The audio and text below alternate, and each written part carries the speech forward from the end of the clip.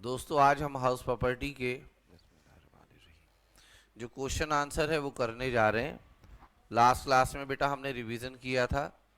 Revision में मैंने पहले सारे कॉन्सेप्ट आपको रिवाइज कराए और फिर उसके बाद समरी भी आपको कराई थी। इलस्ट्रेशन वन, आईसीआई मॉड्यूल का इलस्ट्रेशन वन है।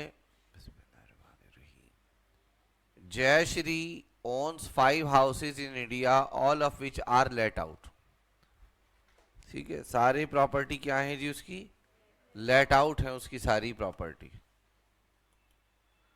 आगे गिवन है compute the GAV of each house from the information given below.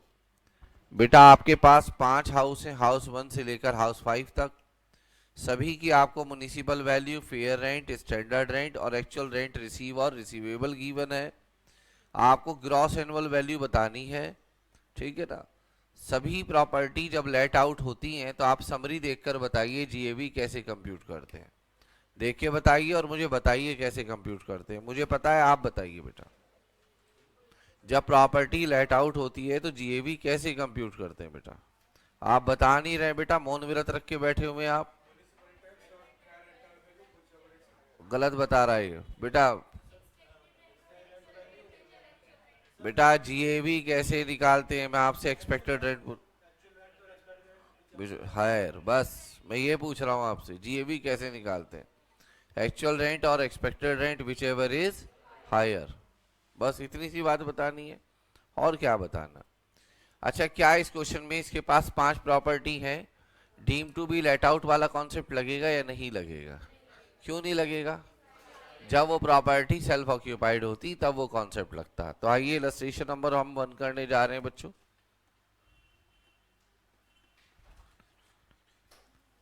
ICI study material का है। कोई स्टूडेंट अगर सीएमए या सीएस का है तो बेटा वो भी ये क्वेश्चन आंसर कर सकता है। फ्रीली अवेलेबल है बीओएस नॉलेज पोर्टल पर आईसीआई स्टडी मटेरियल। कोई भी उसको डाउनलोड कर सकता है और कर सकता है। ठीक है, उसको हमारी कोई बुक की ज़रूरत भी नहीं है। और अगर इसको कर ले तो ऑटोमेटिकली वो अपने इंस्टीट्यूट के मॉड्यूल को भी सॉल्व कर लेगा। Computation of gross total income. कितने केसेस उस क्वेश्चन में दिए, कितने घर थे उस क्वेश्चन में? 5। तो आप 5 कॉलम बना लेंगे। प्रेजेंटेशन तो मैं आपको पहले भी बता चुका हूं। नंबर 1 ले लीजिए, म्युनिसिपल वैल्यू। आपके पास मोबाइल है, मॉड्यूल है तो ठीक है, वरना मोबाइल में बेटा हाउस प्रॉपर्टी का नया वाला मॉड्यूल ओपन कर लीजिएगा। और म्युनिसिपल वैल्यू को कंपेयर करेंगे किससे? फेयर रेंटल वैल्यू से। इन दोनों में क्या लेंगे बेटा हम? हायर ऑफ 1 और 2 अबव। उसका कंपैरिजन किसके साथ करेंगे? स्टैंडर्ड रेंट के साथ।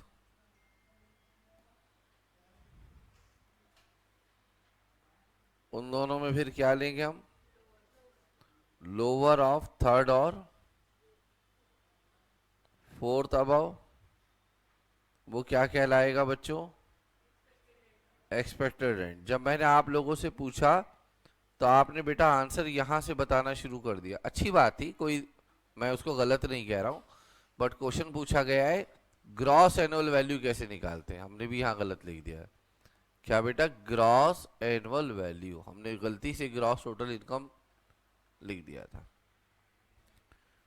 तो ग्रॉस एनुअल वैल्यू पूछा जाए तो आप सिंपल भाषा में बताइए कि एक्सपेक्टेड रेंट और actual rent whichever is higher.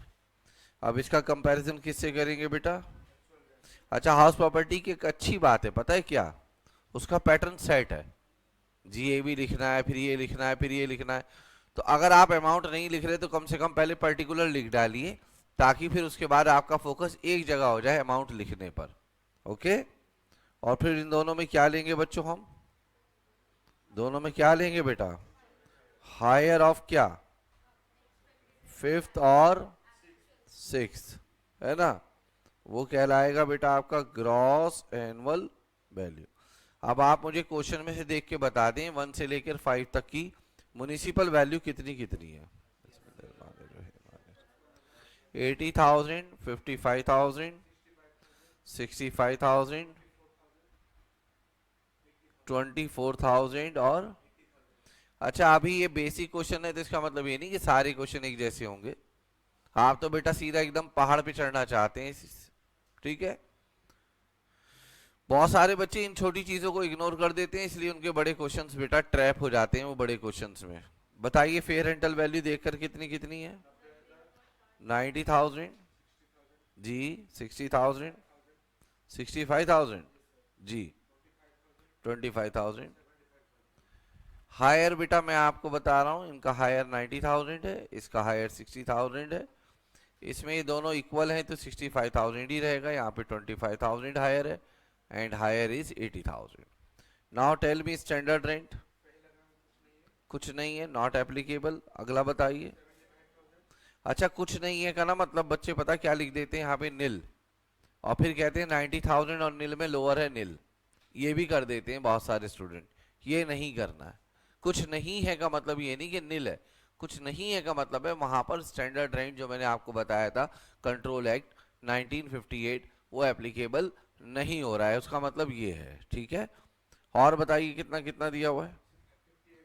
58,000 not applicable. अच्छा नॉट एप्लीकेबल वर्ड लिखा हुआ है क्या? देखो एन ए का मतलब नॉट एप्लीकेबल होता है, डैश भी होता तो हम मानते ही, ठीक है। अब इनमें लोअर क्या होगा? तो यहाँ पे तो नॉट एप्लीकेबल है तो ऑटोमेटिकली जो हायर है वही क्या बन जाएगा बेटा? तो बच्चे पता है क्या करते हैं, ये 90,000 इसको कह देते हैं नील, दोनों में लोअर नील कह देते हैं, ये गलत कर देते हैं स्टूडेंट, बहुत सारे स्टूडेंट करते हैं गड़बड़।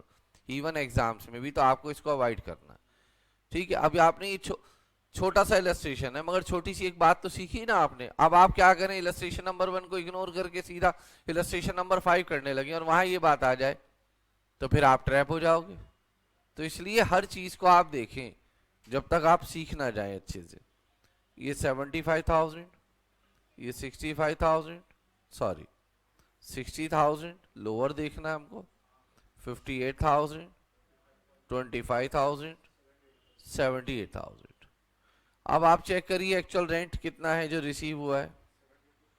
72,000, 72,000, 60,000, 30,000, 72,000। इनमें हायर देख लेंगे। अगर इसी क्वेश्चन में लॉस ड्यू टू वैकेंसी आ जाता तो बताओ किस में से माइनस करते? एक्सपेक्टेड रेंट में से माइनस करते या एक्चुअल रेंट में से माइनस करते? सर ना एक्सपेक्टेड में से ना एक्चुअल में से, जो इनका हायर आता है जैसे ये 90 आया इसमें से माइनस करते लॉस ड्यू टू वैकेंसी। और अगर अनरियलाइज रेंट आता तो किस में से माइनस करते? एक्चुअल रेंट में। वो कल जो समरी दिखवाई है ना आप उसको एक बार देख लेंगे ना टेस्ट से पहले तो काफी क्वेश्चन आप आसानी से कर देंगे, ठीक है बेटा। चलिए इनमें हायर बताइए।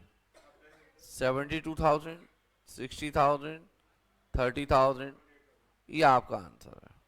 उम्मीद कर लूं क्वेश्चन समझ में आ गया। आइए अब हम इलस्ट्रेशन नंबर 2 की तरफ चल रहे हैं बेटा।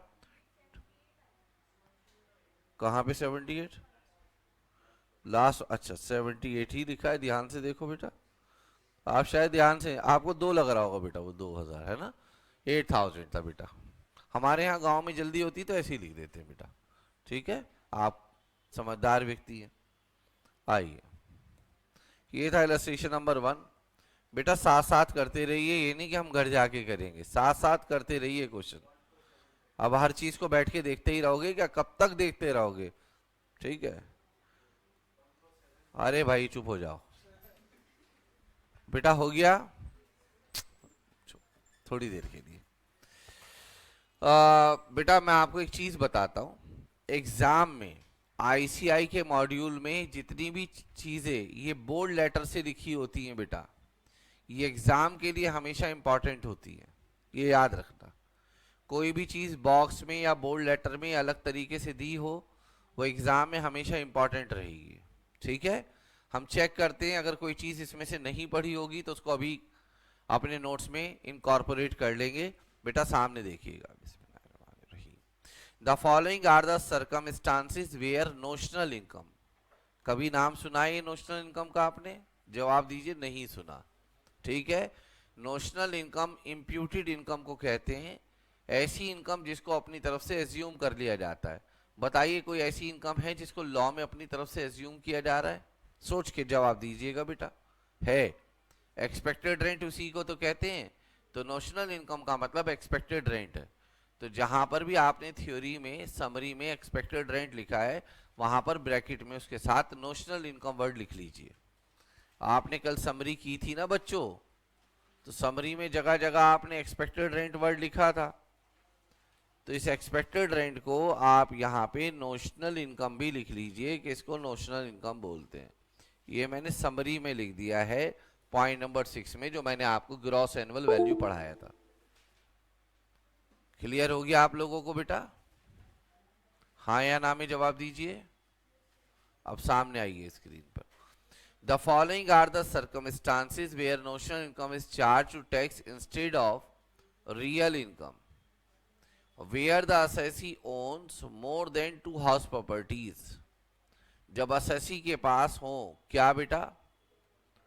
owns more than 2 house properties, 2 से ज्यादा house properties हो, for the purpose of self occupation।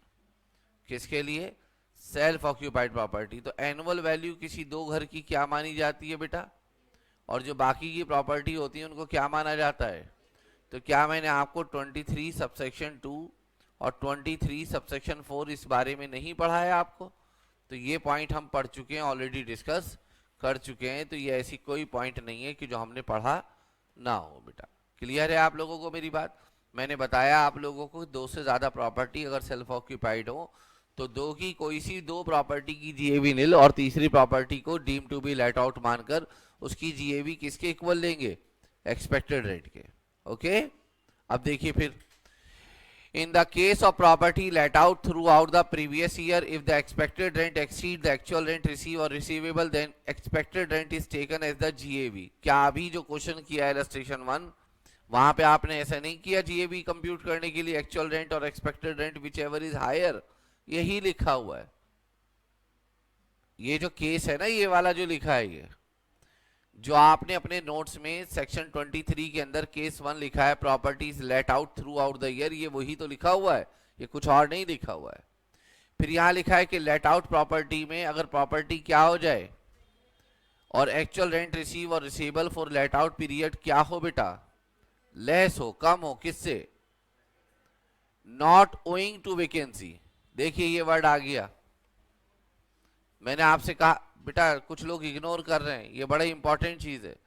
क्या मैंने आपको ये वाला सेक्शन पढ़ाते समय, आप देखना, मैं अभी आपको दिखाता हूं क्या मैं बोलना चाह रहा हूं। क्या मैंने एक जगह ये कहा था या नहीं आपसे कि कुछ टीचर्स ये बता रहे हैं कि जब भी प्रॉपर्टी वेकेंट हो, पिछले 18 साल से जब से मैंने पढ़ाना शुरू किया है, कि प्रॉपर्टी जब भी वेकेंट हो ग्रॉस एनुअल वैल्यू किसके इक्वल ले लेंगे? एक्चुअल रेंट के इक्वल ले लेंगे, है ना? वो ये कहते हैं। मैंने ये बताया था आपको जब वो पढ़ाया टॉपिक। देखिए मैं इस पॉइंट की बात कर रहा हूं। तो वो टीचर्स क्या कर रहे हैं, जीएबी हमेशा किसके बराबर ले रहे हैं? एक्चुअल रेंट के।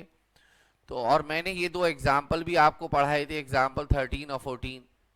मैं कुल मिला के अभी नट शेल में ये बात कहना चाहता हूं कि कभी भी आपका एक्चुअल रेंट चाहे कम हो चाहे ज्यादा हो एक्सपेक्टेड रेंट से, वैकेंसी वाले केस में, तो जीएबी आप इक्वल लेते हैं किसके? एक्चुअल रेंट के। आप ध्यान से देखिए, इस ए और बी केस में आपने पूरी तरीके से एक्सपेक्टेड रेंट को इग्नोर कर दिया या नहीं? यहां पे जीएबी किसके बराबर लिया है?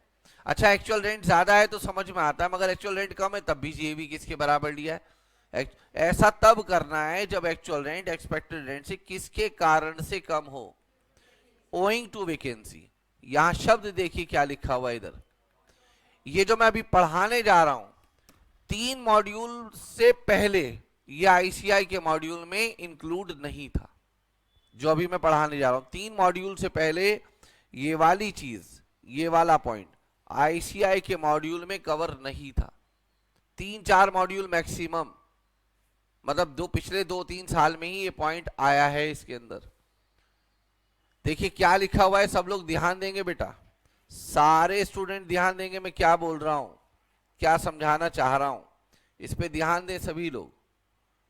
मैं ये बोल रहा हूं, यहां लिखा है कि in the case of late out property, जब भी प्रॉपर्टी लेट आउट होगी और वो वेकेंट होगी पार्ट ऑफ द ईयर, और एक्चुअल रेंट वहां एक्सपेक्टेड रेंट से क्या हो, कम हो, नॉट ओइंग टू वैकेंसी, मतलब उसका कारण क्या ना हो, वैकेंसी उसका कारण ना हो, तो उस केस में देखिए किसको लिया जाएगा, एक्सपेक्टेड रेंट को जीएवी लिया जाएगा।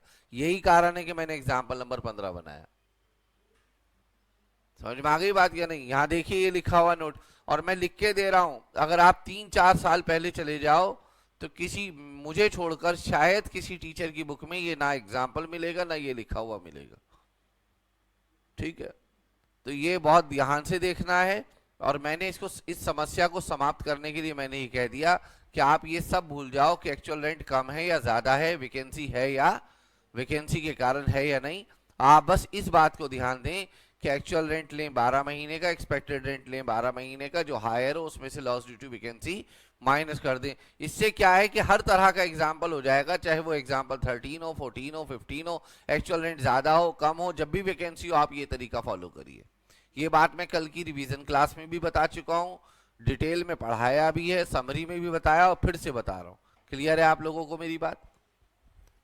और मैं ये बात लिख के दे रहा हूं कि आज से 3-4 मॉड्यूल पहले ये चीज अवेलेबल नहीं थी मॉड्यूल में, तो ये सब चीजें पढ़ा चुका हूं। अच्छा, ये स्टॉक इन ट्रेड वाली बात भी बता दी थी मैंने कि 10 साल स्टॉक इन ट्रेड में अगर प्रॉपर्टी हो तो 2 साल तक उसकी जीएवी उसको कंसीडर नहीं किया जाएगा, 2 साल के बाद उसको हाउस प्रॉपर्टी हेड में कवर किया जाएगा। तो ये मैंने बोल्ड लेटर वाली सारी चीजें आपको पढ़ा रखी हैं। अब आइए इलस्ट्रेशन नंबर 2, आप पढ़ते हैं मेरे साथ। राजेश अब ब्रिटिश नेशनल कहां का नागरिक है? जब आप आगे बेटा सुनिएगा, जब आप आगे क्वेश्चन आंसर करने स्टार्ट करेंगे तो आपको यह जरूर पता होना चाहिए कि नागरिकता कहां की है, इंडियन सिटीजन है या इंडियन सिटीजन नहीं है। ये कौन सा नागरिक है? ब्रिटिश। इसका मतलब ये इंडियन नागरिक नहीं है, नाम भले ही राजेश है मगर ब्रिटिश नागरिक है। ठीक है ना? मगर ये रेसिडेंट है और ऑर्डिनरी रेसिडेंट है, इसको हम शॉर्ट में ये कहेंगे आगे से ROR। अब ये कैसे बनता है ROR, इसका पूरा डिटेल डिस्कशन इस सेक्शन में है, सेक्शन नंबर 6 में। जब हम रेसिडेंशियल स्टेटस का चैप्टर स्टडी करेंगे और उसमें सेक्शन नंबर 6 को स्टडी करेंगे तब आपको पता चलेगा कि रेसिडेंट एंड ऑर्डिनरी रेसिडेंट कौन होता है। तब से पहले आपको पता नहीं चलेगा। ठीक है बेटा, आप सुनिएगा, अभी वहां आप पहुंचने में तो हमको बहुत समय लगने वाला है रेसिडेंशियल स्टेटस पर, अभी तो हम चैप्टर 1 ही कर रहे हैं। तो जब हम रेसिडेंशियल स्टेटस स्टडी कर लेंगे तब हमें पता चल जाएगा ROR यानी कि रेसिडेंट एंड ऑर्डिनरी रेसिडेंट किसे कहते हैं। इसके लिए आपको सेक्शन 6 पढ़ना पड़ेगा, उसके बाद आपको पता चलेगा। अब मैं कुछ और बता रहा हूं, उसको आपको सुनना है। आप किस देश के नागरिक हैं इनकम टैक्स में इस बात का कोई फर्क नहीं पड़ता, इस बात का कोई इंपैक्ट नहीं है, कोई इफेक्ट नहीं है कि आप किस देश के नागरिक हैं। आप इंडियन नागरिक हैं, अमेरिकन हैं, आप कैनेडियन हैं, आप ब्रिटिश हैं, कुछ नहीं फर्क पड़ेगा। ठीक है, आप चाइनीज हैं, कुछ नहीं। आप रेसिडेंट हैं या नहीं इंडिया के, इस बात से फर्क पड़ेगा। ये भले ही ब्रिटिश नागरिक है मगर रेसिडेंट कहां का है? इंडिया का। मैं समझाने के लिए आपको कहता हूं, अगर आप 3-4 साल पीछे जाएं, स्पेशली लॉकडाउन से पहले, तो पूरी अफगानिस्तान की क्रिकेट टीम इंडिया के अंदर रहती थी नोएडा में, और देहरादून उनका होम ग्राउंड था। ये बात बहुत कम लोगों को पता है। पूरी अफगानिस्तान क्रिकेट टीम नोएडा में रहती थी। गवर्नमेंट ऑफ इंडिया ने बाकायदा उनको घर दिया था यहाँ रहने के लिए। सुन के बहुत अजीब लग रहा होगा आपको, आप मेरा फैक्ट को चेक कर लेना, मैं सही बोल रहा हूँ या नहीं। और देहरादून हमारी गवर्नमेंट ने डिक्लेयर किया उनका होम ग्राउंड, कि उनका होम ग्राउंड है क्रिकेट के लिए। ठीक है, वहां के हालात अच्छे नहीं थे तो गवर्नमेंट ने रिक्वेस्ट करी कि यहाँ पे हमारे खिलाड़ी रहें। ठीक है, तो अफगानिस्तान से भारत के अच्छे संबंध हैं। ठीक है, तो इसलिए यहाँ पे उनको जगह दी गई। सारे कहाँ के नागरिक थे? अफगानिस्तान के, मगर रेसिडेंट थे वो उस समय इंडिया के। और रेसिडेंट कोई कैसे बनता है ये मैं अभी डिस्कस नहीं कर रहा हूँ, अभी बहुत जल्दबाजी होगा ये कहना कि रेसिडेंट कोई कैसे बनता है। उसके लिए बस मैंने इतना कह दिया, सेक्शन 6 स्टडी करना है। ठीक है, तो इंडिया में इनकम टैक्स लॉ के अंदर टैक्स नागरिकता के आधार पर नहीं लगता, रेसिडेंशियल स्टेटस के आधार पर लगता है। अगर आप रेसिडेंट इन इंडिया हैं तो दोस्तों आपको इंडिया में टैक्स देना पड़ेगा, दुनिया में चाहे आप कहीं भी पैसा कमा लें। आप विराट कोहली जो है ना वो इंडियन सिटीजन है मगर रहता है ब्रिटेन में, लंदन के अंदर, और मान लीजिए वो रेसिडेंशियल स्टेटस की सारी कंडीशन पूरी नहीं करता तो आप देखना वो बहुत सारी इनकम पर इंडिया में टैक्स नहीं देगा, जबकि इंडियन नागरिक है। हिंदुस्तान के देखिए नागरिक, विराट कोहली छोड़िए, पता नहीं कितने लोग आपके हमारे घर के और रिश्तेदार अमेरिका, यूरोप और गल्फ कंट्री में रहते हैं, है ना बेटा, वो वहीं रहते हैं, वहीं बेटा उनकी अपब्रिंगिंग हो रही है, नागरिकता इंडिया की है उनकी, है ना। आप बिलीव करिए उन्हें इंडिया में टैक्स नहीं देना, भले ही वो नागरिक हैं, वो अपने जहां रहते हैं कमाते हैं वहां टैक्स देते होंगे बेटा वो। और हमारे देश में बहुत सारे विदेश के नागरिक रहते हैं, वो पैसा यहां कमाते हैं तो वो टैक्स यहां देते होंगे, ठीक है। तो रेसिडेंट इन इंडिया पे टैक्स लगता है, सिटीजन इन इंडिया या सिटीजन ऑफ इंडिया पे टैक्स नहीं लगता, ठीक है। ये बात बहुत बार आएगी मगर रेसिडेंशियल स्टेटस में ही इसको फाइनलाइज किया जाएगा। Is it okay? तो ये राजेश कौन सा नागरिक है बेटा, फिर से पूछता हूं, ब्रिटिश नागरिक, मगर मेन बात ये नहीं है, मेन बात ये है बेटा resident and ordinary resident in India. और आरओआर दुनिया में कहीं भी पैसा कमा ले, आज से याद कर लो, आरओआर दुनिया में कहीं भी पैसा कमा ले टैक्स इंडिया में देगा। फिर से बोल रहा हूं, आरओआर दुनिया में कहीं भी पैसा कमाए टैक्स कहां देगा बेटा, इंडिया में। He owns a house in London, इसका एक लंदन में घर है बेटा, और ये इसने लेट आउट कर दिया है 10,000 pound pay per month. He pays municipal taxes thereon, वहां पर वो म्युनिसिपल टैक्स भी पे करता है 8,000 वहां की करेंसी। तो क्वेश्चन ये उठता है, क्या राजेश जो ब्रिटेन में उसका घर है लंदन के अंदर, क्या उस पर वो टैक्स इंडिया में देगा? तो जवाब दीजिए हाँ। और जवाब क्या होगा कि अगर कोई ऑर्डिनरी रेसिडेंट है तो वो दुनिया में कहीं भी पैसा कमा ले टैक्स कहां देना पड़ेगा। क्या सर ऐसा पॉसिबल है कि वो लंदन में भी टैक्स दे रहा और इंडिया में भी दे? पॉसिबल है। तो सर ऐसा करने से तो एक ही इनकम पर दो बार टैक्स लग जाएगा? नहीं, एक इनकम पर दो बार टैक्स नहीं लगेगा।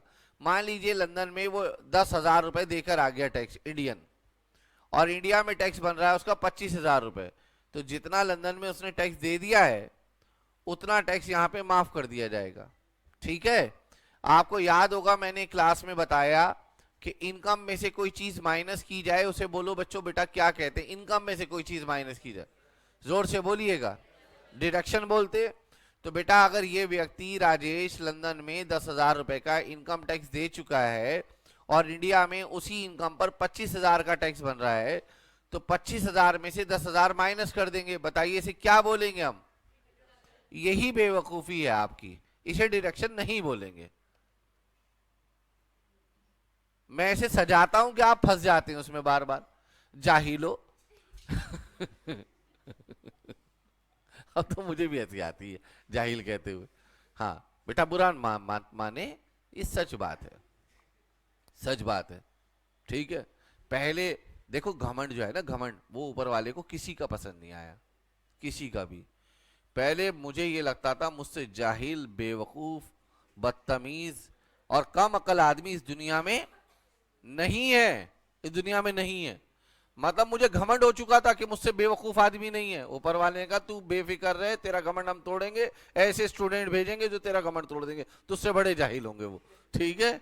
तो ऊपर वाले ने मेरा घमंड तोड़ दिया, उसका लाख लाख शुक्र है, ठीक है। सुनो, इनकम में से बेटा सुनो, मैं वैसे ही नहीं कह रहा हूं, इनकम में से जो चीज माइनस होती है बेटा उसे डिडक्शन कहते हैं। आप बताइए 10,000 इनकम का अमाउंट है या टैक्स का अमाउंट है? टैक्स का। और 25,000 जो मैंने बोला वो इनकम का अमाउंट है, टैक्स का अमाउंट है? टैक्स का। तो टैक्स में से जो टैक्स कम होता है बेटा उसे डिडक्शन नहीं बोलते, उसे रिबेट या रिलीफ बोलते हैं, रिबेट या रिलीफ, और ये रिलीफ है। क्लियर है आप लोगों को मेरी बात? तो अगर आप विदेश में कोई टैक्स पे कर कर आ गए हैं और उसी इंडिया में उसको उसका आपको एक तरीके से बेनिफिट दिया जा रहा है तो उसको हम रिलीफ बोलते हैं। क्या बोलते हैं? ज्यादा जो प्रॉपर और एग्जैक्ट वर्ड है वो रिलीफ है, ठीक है। बोलो बेटा बात समझ में आ रही है? अब सुनिएगा, और इंडियन रुपी में ये कितना है कन्वर्ट कर कर, एक पाउंड बेटा 95 के बराबर। कंप्यूट करना है राजेश की नेट एनुअल वैल्यू। बेटा क्या निकालना है? Of the property for the assessment year. तो क्वेश्चन में कुछ नहीं था, ठीक है, मगर समझने के लिए बहुत कुछ था। आइए कहां चलेंगे अब हम? इलस्ट्रेशन नंबर कौन सा होगा बेटा अब हमारा? चलिए, आप तो बेहतरीन लोग हैं। तो लिखो बेटा राजेश कौन है बेटा? अच्छा, अभी मैंने ये टॉपिक पढ़ाया नहीं है आपको, मगर मेरी मजबूरी है कि इसका रब रेफरेंस दूं मैं। राजेश ब्रिटिश नेशनल है, जो है बेटा ROR इन इंडिया। प्लीज आप ROR मत लिखना, आप पूरा लिखना resident and ordinary resident, resident and ordinary resident in India. He is accessible, ये लिखना बेटा। असेसेबल का मतलब है उसको कंप्यूट किया जाएगा। He is assessable to tax in respect of global income. मतलब पूरे ग्लोब में कहीं भी पैसा कमा ले, उसे टैक्स कहां देना पड़ेगा? इंडिया में। मंगल ग्रह पे भी जाके पैसा कमाएगा, टैक्स इंडिया में देगा अगर वो ऑर्डिनरी रेसिडेंट है। क्लियर है आप लोगों को मेरी बात? ठीक है। Therefore rent from house property situated in my favourite place London. पूरा बोलना है बेटा, ठीक है? क्या बोलूं मैं? Therefore rent from house property situated in London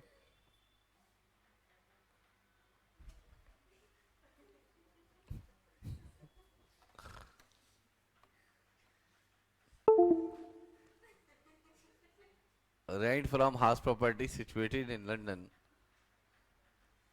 is chargeable to tax in India। अच्छा, यहां पर मैंने बेटा किसी सेक्शन का रेफरेंस नहीं दिया आपको।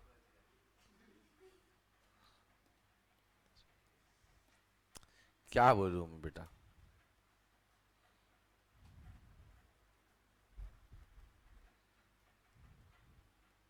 Computation of net annual value for mister Rajesh.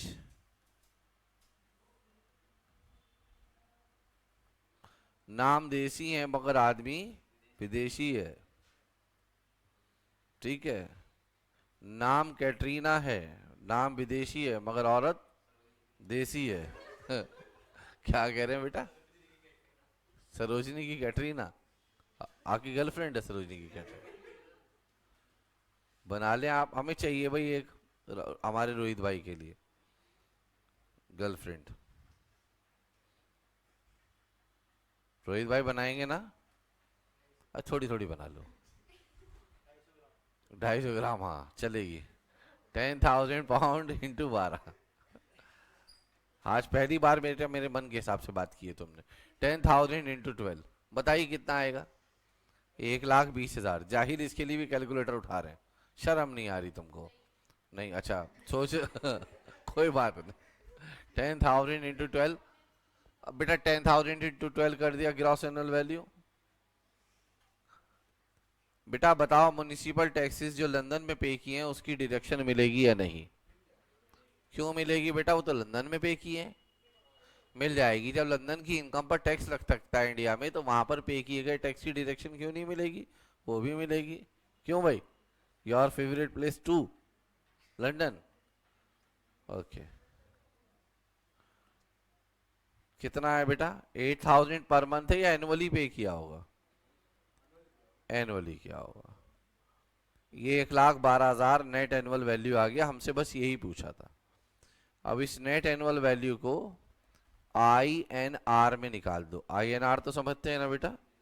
Indian rupees में 95 का 1 पाउंड है। बताइए कितना आएगा? ये इनकम है इस व्यक्ति की, और इस पर ये बेटा स्लैब रेट से टैक्स देगा। स्लैब रेट में आप ऑप्शनल स्कीम भी फॉलो कर सकते हो और डिफॉल्ट भी। डिफॉल्ट स्कीम में बेटा बताओगे कितने लाख तक टैक्स नहीं लगता?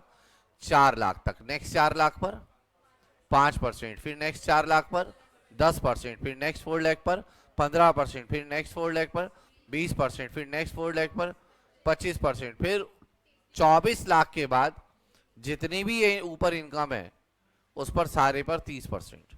जो टोटल टैक्स बनेगा फिर बेटा उसके ऊपर सरचार्ज लगेगा। क्या लगेगा? ये सरचार्ज बेसिक की क्लास में कवर होगा, सरचार्ज लगेगा। फिर टोटल टैक्स जो बनेगा उसके ऊपर लगेगा हेल्थ एंड एजुकेशन सेस। ठीक है, ठीक है। बेसिक की क्लास में कवर होगा सरचार्ज। क्या कवर होगा? सरचार्ज। देखिए इधर सामने देखिए स्क्रीन पर, देखिए क्वालिटी मेंटेन करने में थोड़ा टाइम लग जाता है, क्या कर सकते हैं। इसको बार बार कहा भी नहीं जा सकता, बात को सिर्फ बोला जा सकता है। आप सुन सकते हैं तो अच्छी बात, नहीं तो कोई बात नहीं। कंप्यूटेशन ऑफ टैक्स आप करना, ठीक है, और डिफॉल्ट स्कीम से टैक्स निकालना। ठीक है, मैं अभी रफ में निकाल दूंगा। देखिए यहाँ पे ये देखिए क्या लिखा हुआ है, सरचार्ज। हम कौन सी स्कीम से टैक्स निकालने वाले हैं? डिफॉल्ट स्कीम से। और डिफॉल्ट स्कीम में देखिए 50 लाख तक कोई सरचार्ज नहीं लगता, और अगर आपकी इनकम 50 लाख से 1 करोड़ के बीच में है तो सरचार्ज 10%, और अगर आपकी इनकम 1 करोड़ से ज़्यादा है तो सरचार्ज 15%। बताइए हमारी इनकम 1 करोड़ से ज़्यादा है या नहीं है? तो सरचार्ज लगेगा किस रेट से? 15% के रेट से। एम आई राइट? आइए बेटा, तो यहां पर मैं जेएफके में लिख रहा हूं और मैं एज्यूम कर रहा हूं इस व्यक्ति की इसके अलावा कोई और इनकम नहीं है। कंप्यूटेशन ऑफ टैक्स लायबिलिटी, क्योंकि एग्जाम में यही सब कुछ आएगा। टैक्स लायबिलिटी कंप्यूट करो, इनकम कंप्यूट करो, टैक्स जमा करो। मैं ये कंप्यूट कर रहा हूं एज पर डिफॉल्ट स्कीम, जिसका सेक्शन आप लोग बता दें क्या है, 115 BAC।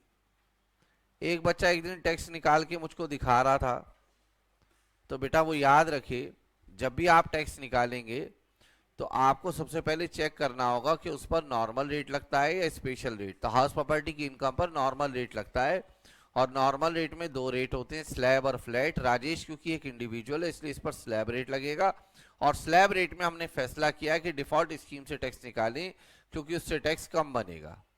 तो बेटा कितने लाख तक टैक्स नहीं लगता? तो tax as per slab rates.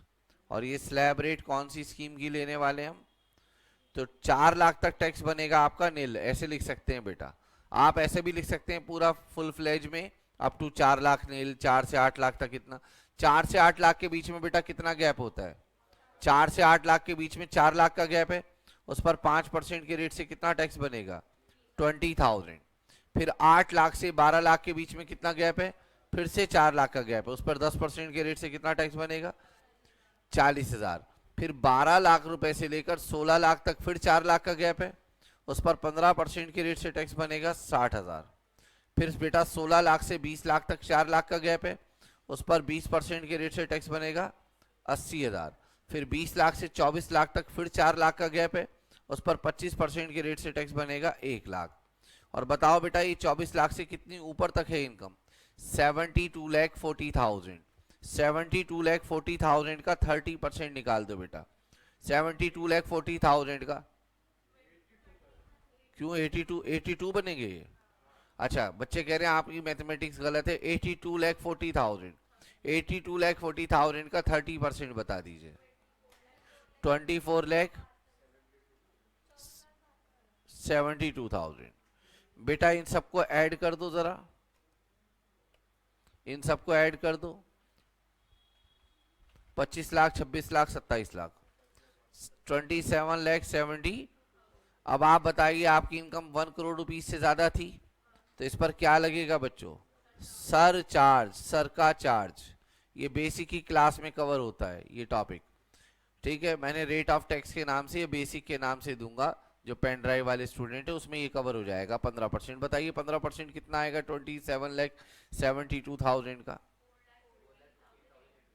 4,15,000।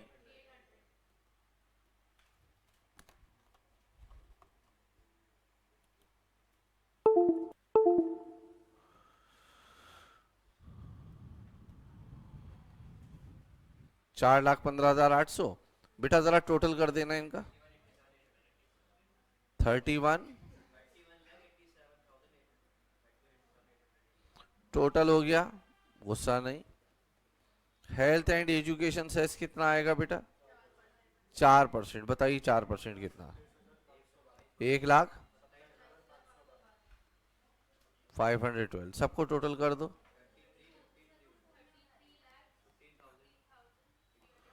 33 lakh इतना आ रहा है। ये टोटल टैक्स आ गया।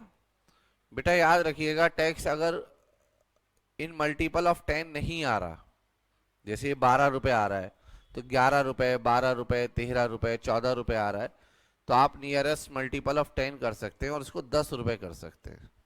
और अगर आ रहा है 15, 16, 17, 18, 19, तो उसको 20 दे दीजिए। तो राउंड ऑफ करेंगे हम इसको, राउंड ऑफ टैक्स आएगा आपका 33,15,310 रुपीज। ठीक है, और ये राउंड ऑफ करने का सेक्शन है 288B। चलिए बेटा अब आगे चलें। चलिए अभी हम इलस्ट्रेशन नंबर 3 करने जा रहे हैं। हटा दूं मैं इसको?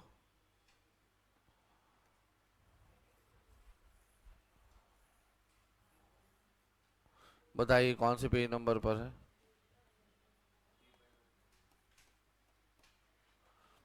पढ़ लीजिए बेटा एक बार, सब लोग पढ़ लीजिए इलस्ट्रेशन को। इलस्ट्रेशन को पढ़ना भी है। बुक भी बेटा जल्दी मिल जाएंगी आपको, फिलहाल इलस्ट्रेशन पढ़िए।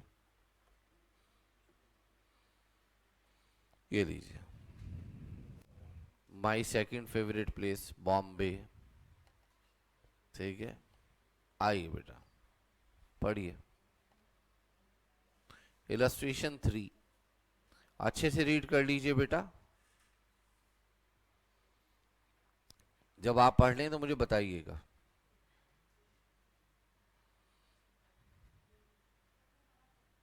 क्यों? ओके ठीक है। हम बिना मतलब में परेशान हो रहे हैं बच्चों के लिए। Mister Manas owns 2 house properties, one at Bombay. एक बार क्या हुआ, 2-4 बच्चे नहीं आए, तो मुझसे कह गए थे कि सर कल हम नहीं आएंगे, फेस टू फेस में होगी कोई दिक्कत। तो एक साथ एक बच्चा मुझसे बोल के गया था, मगर एक साथ ना 5 बच्चे गायब। अब मैं पढ़ाते पढ़ाते मुझे याद आया कि यार वो तो पूरी पलटन नहीं आई। 4 पे तो मुझको शक था, मगर वो जो एक था उनमें उनमें से जो एक था वो बहुत डिसेंट व्यक्ति था, मुझे उस पर डाउट हो गया। मैंने क्या किया, उसके घर पर यहीं से क्लासरूम में से, वो रिकॉर्डिंग में भी आज तक यूट्यूब पे भी है वो, मैंने उसको यहीं से फ़ोन मिलाया। उसकी बाई चांस सिस्टर ने फ़ोन उठा लिया। सिस्टर जो होती है ना बड़ी वाली, वो खड़ूस होती है बेटा, हमेशा छोटे भाई के लिए। भाई उसने फ़ोन उठा लिया। मैं जी आपका भाई कहाँ है? कह रही मेरा भाई तो घर से आपके यहाँ इंस्टीट्यूट में गया। मैं जी वो तो नहीं आया। कह रही क्या मतलब? मैंने कहा उसकी 2 सहेलियाँ भी नहीं आई। कह रही सहेली नहीं दोस्त होगा सर। मैंने कहा नहीं सहेली हैं। कह रही वो समझ गई। फिर पोल खुलते खुलते खुलते खुलते जब तक मैंने काटा भी नहीं होगा ढंग से फ़ोन, उसका फ़ोन आ गया। तो पता चला सब लोग घूमने गए, सब लोग घूमने गए। और जो 5वां बच्चा था वो थोड़ी देर में मेरी क्लास में कहीं से प्रकट हो गया, उन चारों के बैग लिए हुए। वो चारों घूमने गए थे और वो बैग कैरी कर रहा था। कैसी दोस्ती है यार बच्चों की ना। आओ, mister Manav owns 2 house properties, one at Bombay, wherein his family resides, and the other at Delhi, which is unoccupied. Okay, Bombay में है एक प्रॉपर्टी और एक दिल्ली में है। दिल्ली वाली अनऑक्यूपाई है। For acquisition of property eight Bombay he has taken a loan 30 lakh 10% वर्ष अप्रैल 24। He has not repaid any amount so far. In respect of house property at Delhi, he taken a loan 5 lakh 11% per annum on 1st October towards repair। Repair के लिए लिया है loan. Compute करना है deduction available under 24B। In respect of interest payable on such loan. और यहाँ देखिए ये लाइन, देखिए ये लाइन अब आपके कोर्स में बहुत बार आएगी। If he exercises the option of shifting out. Option of shifting out का मतलब होता है इस चीज को वो छोड़ रहा है। कौन सी वाली स्कीम को छोड़ रहा है? डिफॉल्ट को। यानी कि ये कौन सी स्कीम को फॉलो करेगा? अगर ये ना लिखा होता तो हम मानते कि डिफॉल्ट स्कीम से ही, जब भी क्वेश्चन साइलेंट होगा तो डिफॉल्ट मानेंगे। और आप जानते हैं डिफॉल्ट स्कीम में सेल्फ ऑक्यूपाइड प्रॉपर्टी के लिए आपको डिडक्शन नहीं मिलती किसी भी चीज के लिए, ठीक है ना, इवन इंटरेस्ट की भी नहीं मिलती। तो ये हम जो क्वेश्चन करने वाले हैं कौन सी स्कीम से करने वाले हैं बेटा? ऑप्शनल से। आइए बेटा क्वेश्चन नंबर 3 करने जा रहे हैं। इलस्ट्रेशन नंबर 3, चलिए लिखिएगा computation of deduction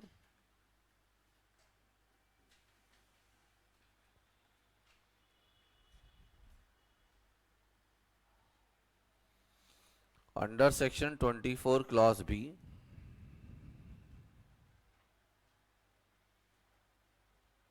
assessee not opting default scheme under section 115 BAC।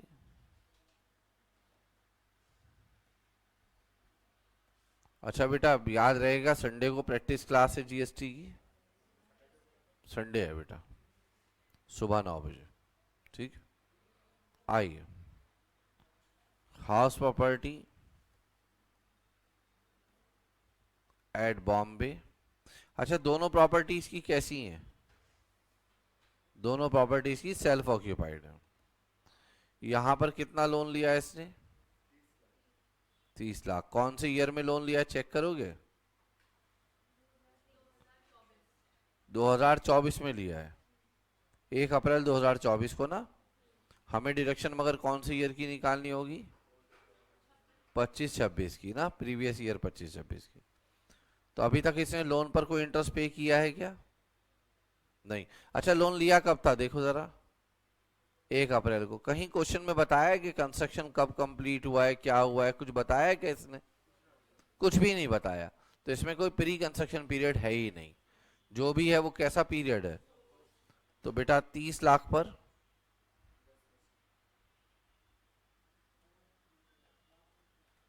10% के रेट से कितना बनेगा? 3 लाख। और लिमिट कितनी होगी प्रेस्क्राइब्ड? मान लेते हैं तीनों कंडीशन पूरी की हैं। 1 अप्रैल 99 के बाद लोन लिया है, परचेज के लिए लिया है, और जिस ईयर में लोन लिया है वहां के एंड से 5 साल में कंस्ट्रक्शन या एक्विजिशन कंप्लीट हो गया। हाँ क्वेश्चन जब साइलेंट है तो हमें मानना पड़ेगा बेटा, ठीक है। जैसे क्वेश्चन साइलेंट है तो हमने प्री एक्विजिशन पीरियड मान लिया कि है ही नहीं बेटा, ठीक है ना। क्योंकि अगर आप ये मानते कि प्री एक्विजिशन पीरियड है तो फिर आपको ये मानना पड़ता कि कितना है। तो कभी भी आप अजम्पशन लें तो अजम्पशन के लिए कोई फर्दर अजम्पशन नहीं लेनी है आपको, अजम्पशन हमेशा डायरेक्ट होनी चाहिए। तो ये आ गया 2 लाख, इन दोनों में lower 2 lakh.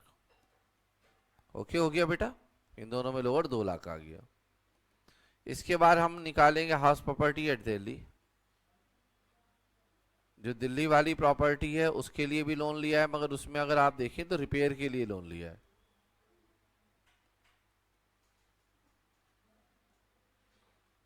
Interest on loan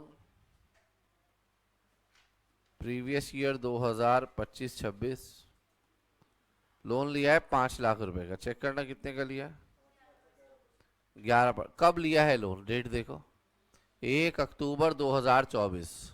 तो बताओ पूरे वर्ष का इंटरेस्ट लगेगा या 6 महीने का? फिर फंस गए बेटा आप, पूरे वर्ष का लगेगा जाहिल बच्चों। ये जो 1 अक्टूबर 2024 है, आप बताओ वो 24-25 की डेट है या 25-26 की डेट है? 24-25 की। यहाँ पे आपने लोन लिया है 1 अक्टूबर को, यहाँ पे 6 महीने का लगा होगा नो डाउट, मगर इस वर्ष में जब आप डिडक्शन निकाल लें तो यहाँ तो पूरे 12 महीने का इंटरेस्ट लगेगा ना। इसलिए इन डेट्स को बहुत ध्यान से देखा करो आप, ठीक है। आप जो है ना रेंडमली पढ़ते हैं, बस ऐसे ही इग्नोर करते हुए चले जाते हैं। जब क्वेश्चन गलत हो जाता है ना तब आप देखते हैं अरे ये हो गया हमारे साथ, ठीक है। बोलो बेटा मेरी बात समझ में आई या नहीं? 5 लाख का 11% बताओ कितना आएगा? 55,000। और लिमिट प्रिस्क्राइब कितनी लोगे?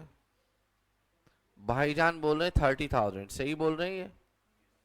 देखिए बताइए सही बोल रहे हैं या नहीं? ये आप बता नहीं रहे, आज ये सही बोल रहे हैं तो आप नहीं बता रहे बेटा। बताइए ठीक बोला इन्होंने 30,000? हाँ, तो दोनों में लोअर क्या आएगा बेटा? 30,000। क्या नाम है इस व्यक्ति का जिसने लोन लिया था? मानस। मानस ही नाम था ना? टोटल कितना बना बेटा? टोटल आया 2,30,000, मगर डिडक्शन 2,30,000 की नहीं मिलेगी, इसमें से भी 2 लाख की मिलेगी। ले बेटा बात नहीं, गुस्सा नहीं, बात नहीं। लड़ना है तो बाहर जाकर लड़ना, क्योंकि यहाँ पर पीटने के लिए एक दूसरे को कोई चीज नहीं है, ईंटें पड़ी हैं बाहर, पथराव कर देना दोनों तुम। Deduction under section 24 clause B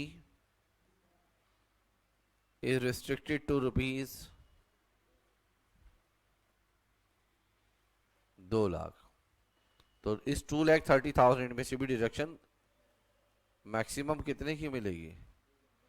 तो हमारी डिडक्शन कितनी हो गई अंडर 24B? 2 लाख। 2 नहीं, 2 लाख। ओके हो गया जी। नोट्स लिख कर आने हैं, क्योंकि बिना नोट्स के बेटा नंबर नहीं मिलेंगे। Deduction under section 24 clause B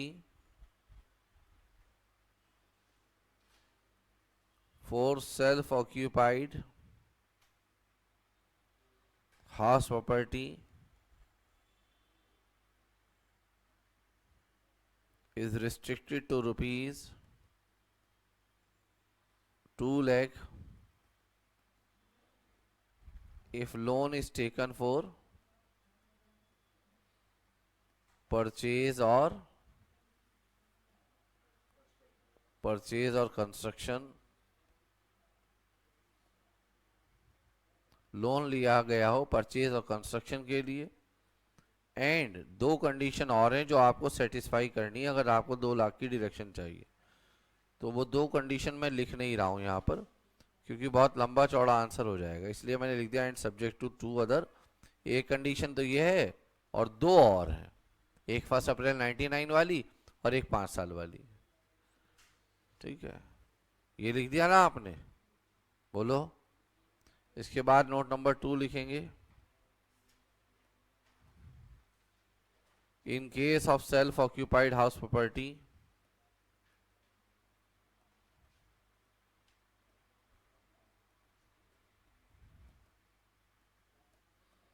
loan taken for repairs,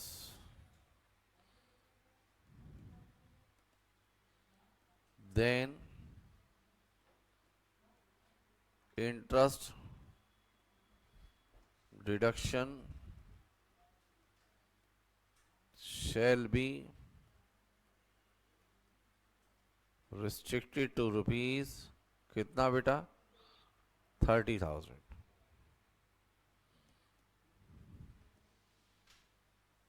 number 3, if assessee owns 2 house property as self-occupied house property, then मैं उम्मीद कर लूँ आप लोगों से कि आपको चैप्टर याद हो गया है ये।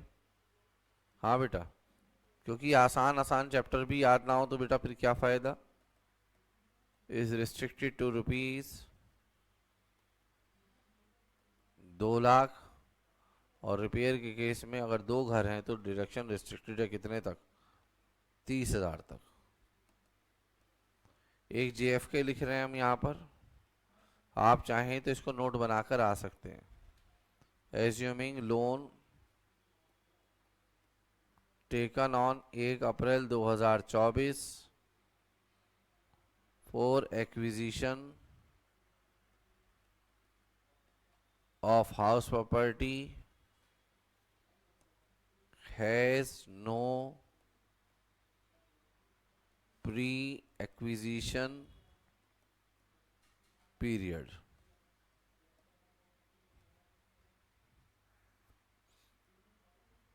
Since property is acquired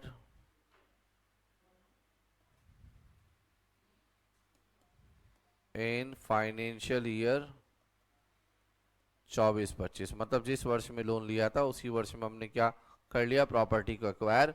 और अगर उसी वर्ष में प्रॉपर्टी एक्वायर कर लेते हैं तो फिर री एक्विजिशन पीरियड नहीं होता। क्लियर हो गई बात। इसके बाद हम इलस्ट्रेशन नंबर 4 करने जा रहे हैं। बेटा सब लोगों की परमिशन है, हाँ या ना में जवाब दें। पक्का?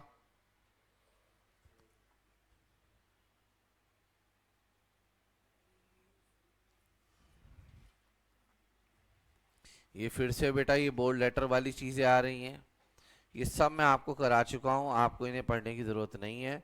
मैं ऑलरेडी आपको डिटेल में ये सब बातें पढ़ा चुका हूँ, ठीक है, आपको परेशान होने की ज़रूरत नहीं है। सीधा इलस्ट्रेशन नंबर 4 पर आए। Anirudh has a property whose municipal valuation is rupees 1,30,000 per annum, fair rent 1,10,000, standard rent by Rent Control Act 1,20,000.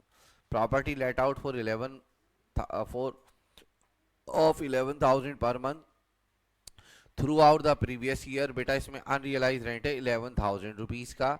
All the condition prescribe by rule 4 are satisfy, जिसमें डिफॉल्टिंग टेनेंट से हमने property vacate करा ली हो, उसके पास हमारी कोई और property occupation में ना हो, और रेंट रिकवरी के लिए हमने उसके ऊपर लीगल एक्शन ले लिया हो। ये 3 कंडीशन उसके अंदर है।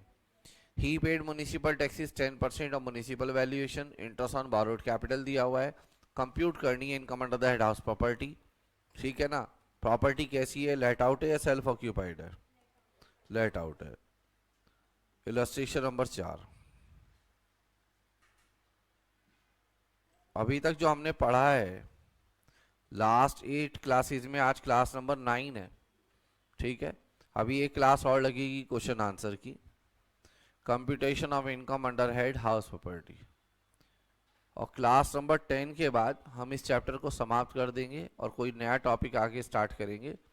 जो हमारी बुक के क्वेश्चंस हैं वो बुक आने के बाद मैं आपको करने के लिए समय दूंगा, और फिर एक ही क्लास में बेटा उन सबके सॉल्यूशन में आपके साथ रिकंसाइल कर लूँगा।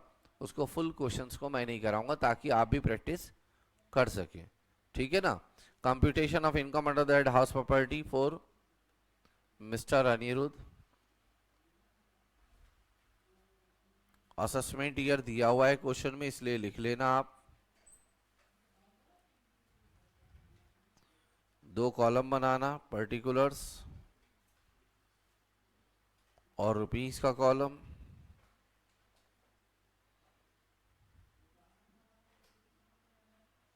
Gross annual value, working note number 1 कितना, मैंने कैसे लिख दिया 1,21,000, मैं आपको बता देता हूँ बेटा। 1,30,000 और 1,10,000, बताओ विच एवर इज हायर। 1,30,000, 1,30,000 और 1,20,000 विच एवर इज लोअर। तो एक्सपेक्टेड रेंट तो आ गया आपका 1,20,000। एक्चुअल रेंट है बेटा 11,000 रुपये महीना, इंटू में 12 महीने प्लस माइनस 11,000 इंटू में 1। सर ये क्यों किया? क्योंकि क्वेश्चन में अनरियलाइज रेंट है और अनरियलाइज रेंट एक्चुअल रेंट में से ही माइनस हो जाता है। ये आएगा बेटा 1,21,000। इन दोनों में हायर क्या होगा? 1,21,000। ये कैलकुलेशन अभी मैं वर्किंग नोट में दिखाऊंगा, ठीक है। आप चाहें तो यहाँ पे इसे ना लिखते, अभी ब्लैंक छोड़ देते, बाद में लिख लेते, कोई इशू नहीं था। म्युनिसिपल टैक्सेस पेड बताओ कितना है? 10% है। म्युनिसिपल वैल्यूएशन का 10% होगा, 1,30,000 का 10%। कभी बताया ना हो किसकी रेस्पेक्ट में है तो हमेशा मानिएगा म्युनिसिपल वैल्यू की रेस्पेक्ट में। बताइए नेट एनुअल वैल्यू कितना आएगा? 1,08,000 माइनस करिए स्टैंडर्ड डिडक्शन, स्टैंडर्ड डिडक्शन का अगर सेक्शन लिख दें तो बहुत अच्छी बात हो जाएगी। 24 clause A eight the rate 30%, 1,08,000 का 30% निकाल दीजिए। इसमें से माइनस करेंगे इंटरेस्ट ऑन बोरोड कैपिटल। क्या प्री पोस्ट करने की ज़रूरत है या इंटरेस्ट का टोटल अमाउंट आपको क्वेश्चन में दिया हुआ है? दिया हुआ है तो इसे प्री पोस्ट करने की ज़रूरत नहीं है। कितना दिया हुआ है माइनस कर दीजिए, आपकी इनकम आ जाएगी। ये आ गई आपकी income under head house property. अब आपको यहाँ पे एक वर्किंग नोट बनाना चाहिए computation of gross annual value के नाम से।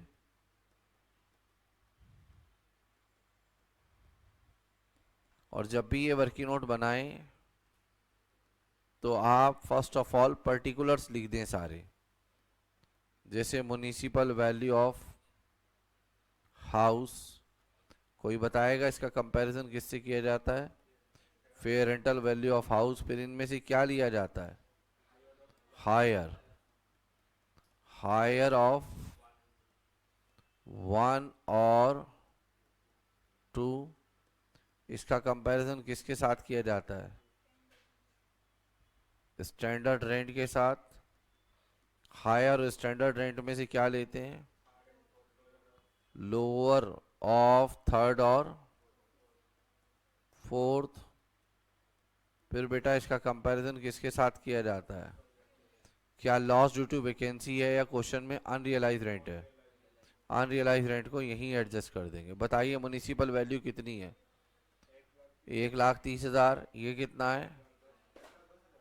1,10,000। दोनों में हायर है 1,30,000, ये है बेटा 1,00,000। दोनों में लोअर है 1,20,000। एक्चुअल रेंट है 11,000 रुपये पर मंथ। 12 महीने का रेंट बना, जिसमें से 11,000 रुपये आपका अनरियलाइज रेंट है।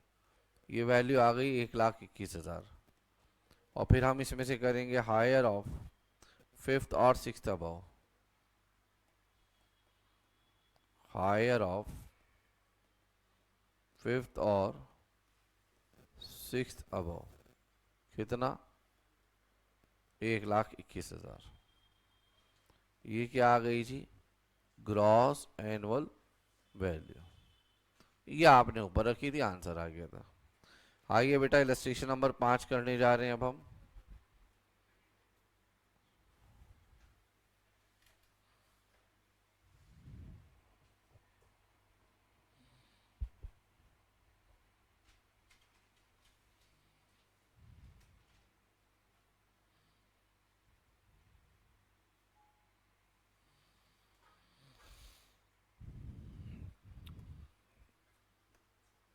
इलस्ट्रेशन नंबर 5 करने जा रहे हैं बच्चों।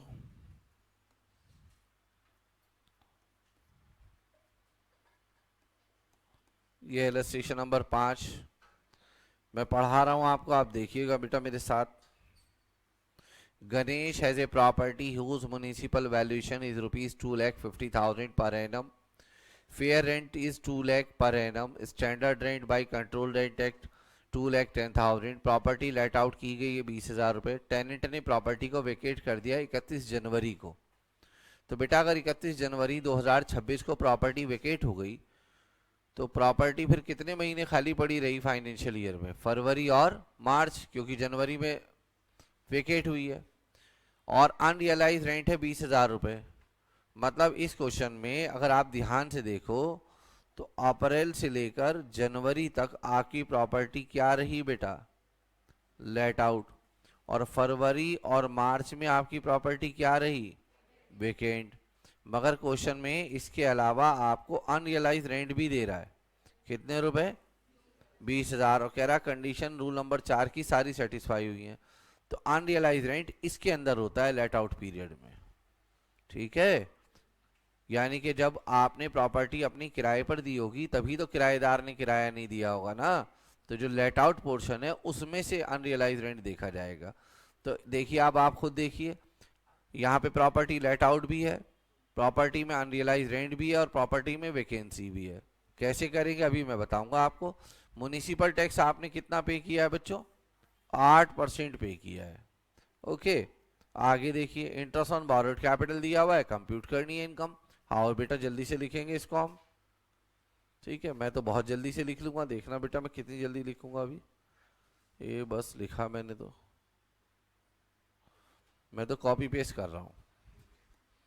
ठीक है, हाँ क्योंकि थोड़ा जल्दी कराना है ना बेटा। इलस्ट्रेशन नंबर 5, क्या नाम था हमारे एसएससी का? अनिरुद्ध की जगह आप कौन है? गणेश। आओ बेटा, बस अभी किया हमने। ये हम अभी कैलकुलेशन करेंगे इसकी। कोई इशू तो नहीं है? हमें इसमें इशू आएगा क्या कंप्यूट करने में? Gross annual value. क्वेश्चन देख के बताइए म्युनिसिपल वैल्यू क्वेश्चन में कितनी है? म्युनिसिपल वैल्यू कह रहा हूं मैं, दीदी कैसी बातें करते हैं। 2,50,000, 8% म्युनिसिपल टैक्स है दीदी। ठीक है, हो जाता है ऐसा, 2.5 लाख। ठीक है, इग्नोरेंस से बड़ा नशा कोई चीज थोड़ी है। म्युनिसिपल वैल्यू बेटा 2.5 लाख। और फेयर रेंटल वैल्यू बताओ बच्चों कितनी है? Fair rental value 2 lakh. दोनों में हायर क्या है? 2,50,000। Very good. स्टैंडर्ड रेंट कितना है? 2,10,000। दोनों में लोअर कौन सा है? लोअर 2,10,000। अच्छा, क्वेश्चन में बताइए अनरियलाइज रेंट भी है या नहीं है? एक्चुअल रेंट कितने रुपए महीना है? 20,000 रुपए पर मंथ है। कितने महीने प्रॉपर्टी हमने किराए पर दी? 10 महीने। मगर जब आप यहाँ पे एक्चुअल रेंट लेंगे तो कंपैरिजन करने के लिए पूरे कितने महीने का लेंगे? 12 महीने का। ठीक है बेटा, बात नहीं, बात नहीं। यहाँ पे एक्चुअल रेंट अभी आप पूरे 12 महीने का लीजिए, 20,000 इंटू 12 करिए। इसमें से एक महीने का 20,000 का क्या है बेटा? Unrealise rent. ये कैलकुलेशन करके कितना है? 2,20,000। बताइए इनमें हायर क्या है? 2,20,000। अब इसमें से माइनस करिए क्या? Loss due to vacancy. कितने महीने प्रॉपर्टी खाली पड़ी रही? 2 महीने। एक महीने का किराया 20,000 है तो 2 महीने का किराया ऐसे करना है। तो इस क्वेश्चन में वैकेंसी भी है और अनरियलाइज रेंट भी है। बोलो बेटा, अगर इस क्वेश्चन में वैकेंसी ना हो, सॉरी अनरियलाइज रेंट ना होता तो क्या करते आप? बस ये माइनस नहीं करते, पूरा 12 महीने का आ जाता, कंपैरिजन करते। मगर लॉस ड्यू टू वैकेंसी तब भी माइनस करना पड़ता।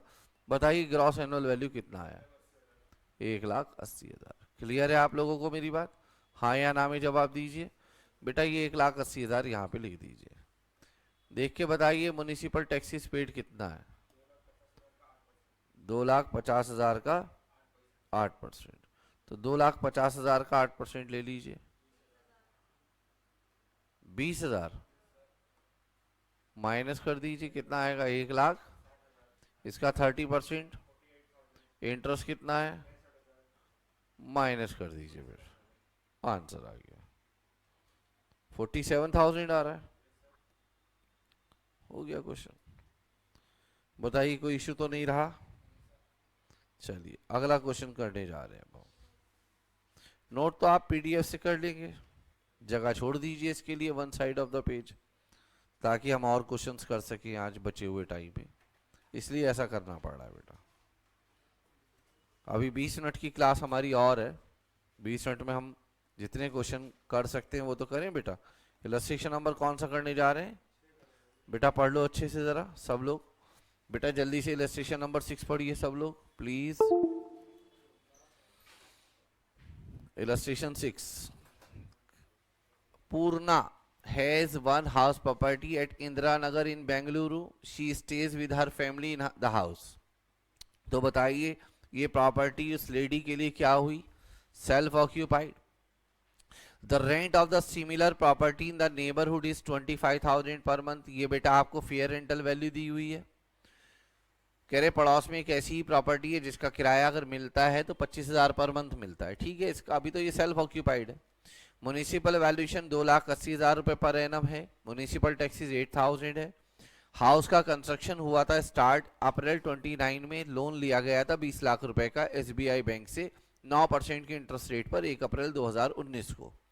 कंस्ट्रक्शन कंप्लीट हुआ है 31 नवंबर 2021 को।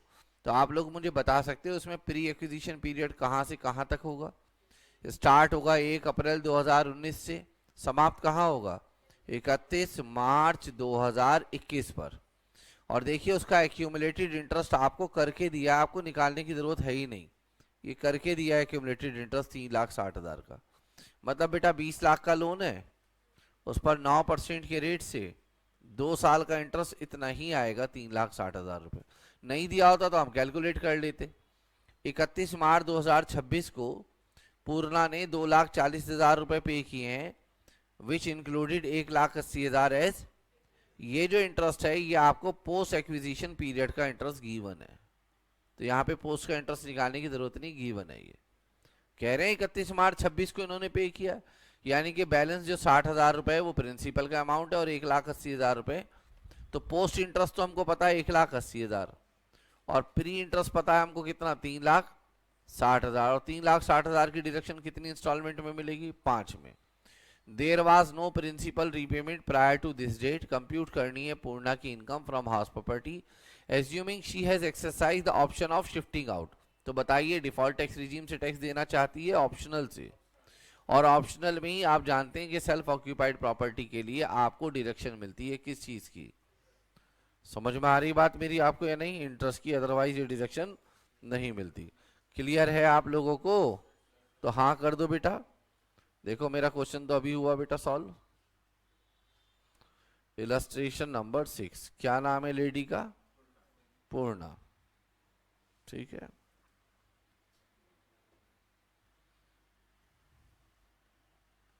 कैसी प्रॉपर्टी है बेटा?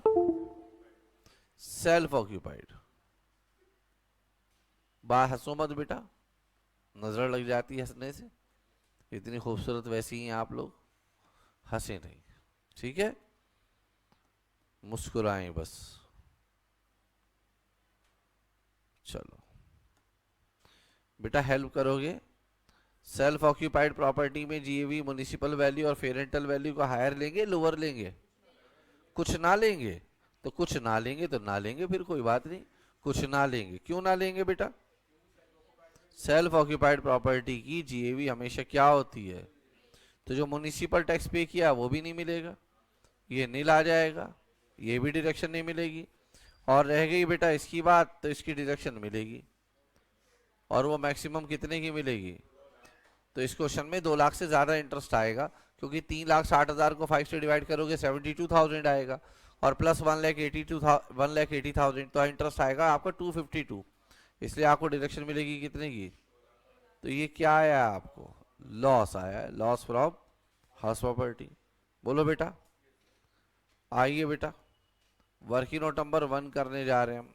जीएवी तो निकालनी ही नहीं है इस क्वेश्चन में, तो इसलिए कुछ सोचने की जरूरत ही नहीं है,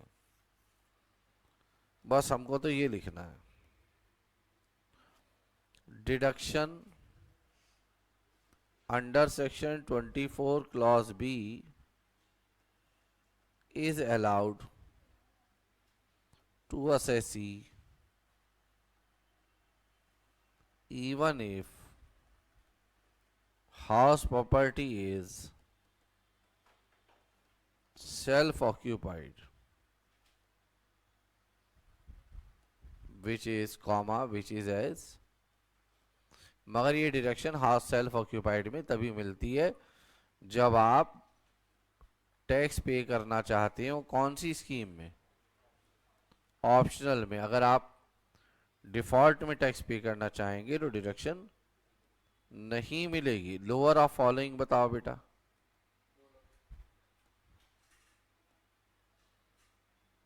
pre period interest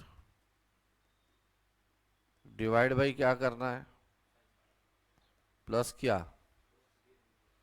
post period interest.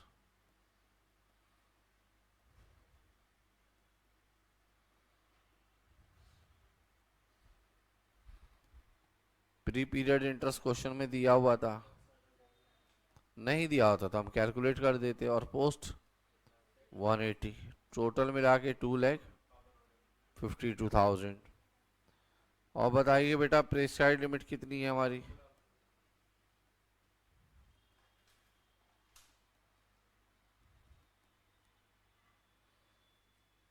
2 lakh रुपए। हम लिख देते हैं 2 लाख रुपए। तो deduction under section 24 clause B कितना? 2 लाख रुपए। सिंपल। क्लियर है आप लोगों को मेरी बात? अगला क्वेश्चन करते हैं। अभी हैं हमारे पास 17-18 मिनट। बस सेक्शन 6 हुआ है। पढ़िए बेटा जल्दी से राजा लक्ष्मी वाला क्वेश्चन। शाबाश बेटा जल्दी से पढ़िए।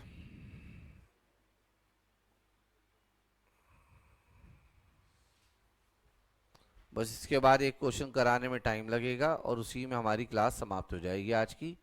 और फिर कल ये बेटा चैप्टर बिल्कुल पैक हो जाएगा आपका। उसके बाद हमारी जो अपनी बुक आपको मिलेगी उसके क्वेश्चन आंसर आप बाद में रिवीजन के लिए कर लीजिएगा। मैं पेन ड्राइव स्टूडेंट वालों के लिए एक क्लास और रिकॉर्ड कर लूँगा बाद में कैपिटल गेन के बाद, ताकि उसमें हम अपने आंसर्स को रिकंसाइल कर सकें और कोई क्वेरी हो तो वो भी आप लोग पूछ सकें। तो आईसीआई मॉड्यूल के मैंने क्वेश्चंस करा दिए हैं और एग्ज़ाम के जो क्वेश्चंस पेपर हैं वो प्रीवियस ईयर मई 2018 से लेकर और सितंबर 25 तक के जो भी क्वेश्चंस जिस पेपर में भी हाउस प्रॉपर्टी के क्वेश्चंस आए हैं वो भी आपको सॉल्व करने कॉपी के ऊपर। ठीक है, आइए बेटा illustration 7। Shrimati Raja Lakshmi owns a house property at Adyar in Chennai. Chennai में एक जगह है Adyar. Municipal value of the property 5 lakh, fair rental value 4,20,000, standard rent 4,80,000। Property को लेट आउट किया गया है 50,000 पर मंथ पर दिसंबर 2025 तक। इसका मतलब यह है कि इसके बाद प्रॉपर्टी खाली हो गई है। Thereafter the tenant vacated the property, tenant sorry, vacated the property and Shrimati Raja Lakshmi use the house for the self occupation. तो क्या यहाँ property partly let out partly vacant है या partly let out partly self occupied है?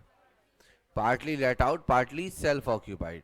और इस case में जो लॉ लगेगा वो सेक्शन नंबर 23 सबसेक्शन 3 लगेगा और उसमें ये लिखा हुआ है कि आप एक्चुअल रेंट तो लेंगे लेट आउट पीरियड का और एक्सपेक्टेड रेंट लेंगे पूरे 12 महीने का, whichever is higher GAV होगा आपका।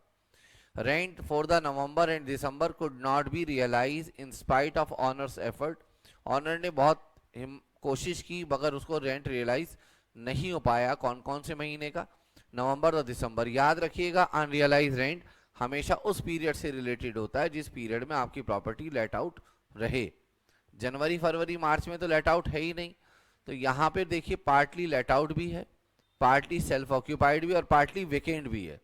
ये केस मैंने अपने नोट्स में कवर किया है जबकि मॉड्यूल में कवर नहीं है, वो इसीलिए कवर किया गया है।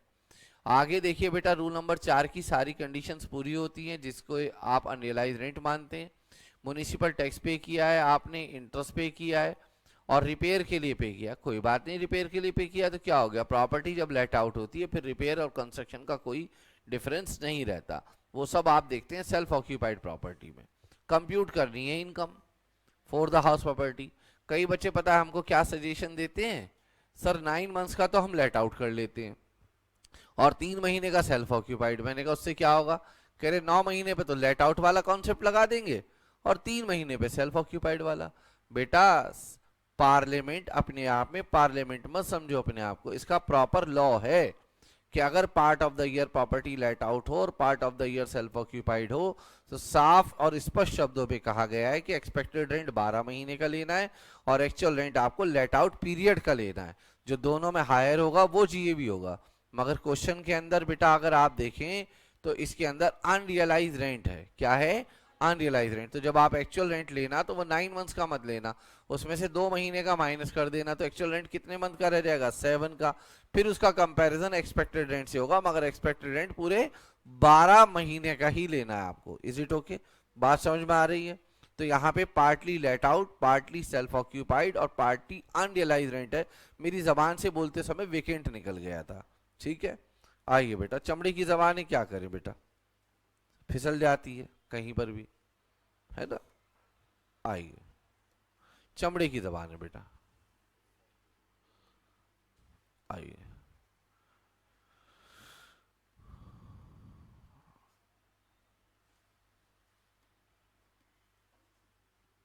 देखिए जरा,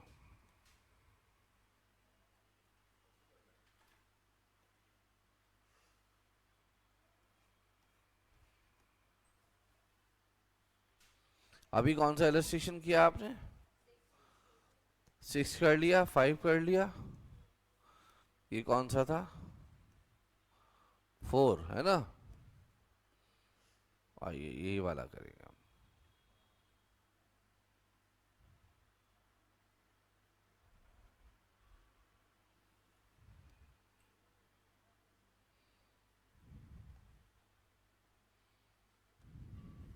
आइए, इलस्ट्रेशन नंबर कौन सा होगा बेटा? 7। नाम क्या है एसएससी का? राजा लक्ष्मी, है ना। चलिए,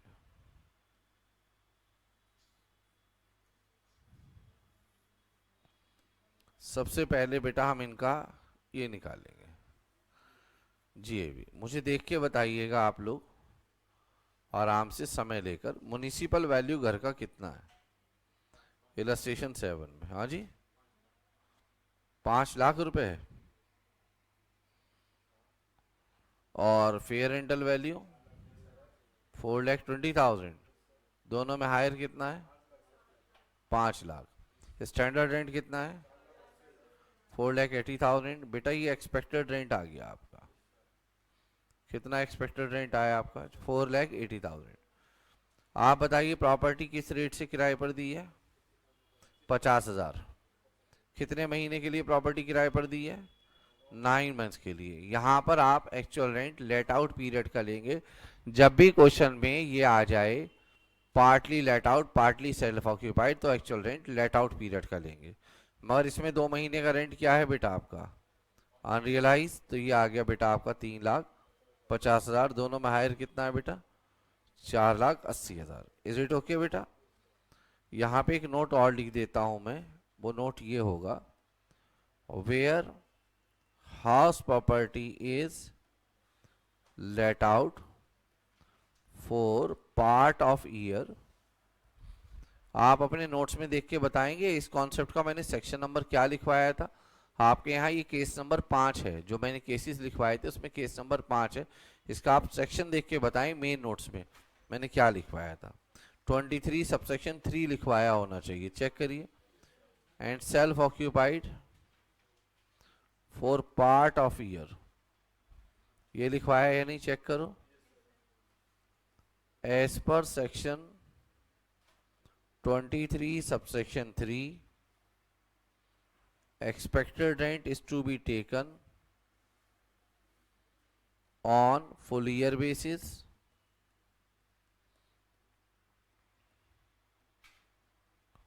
while actual rent is for let out period